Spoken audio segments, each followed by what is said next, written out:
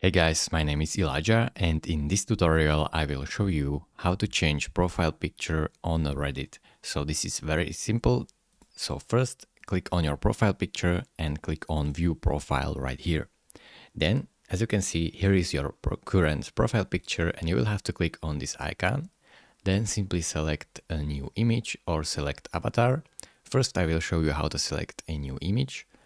So find where you have your image and then simply double click on your image.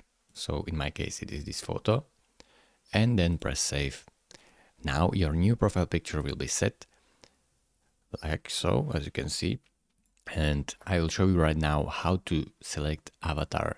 So click once more, click on select avatar, and you can pick one of these avatars. So just choose whichever you like. You can customize it to your liking.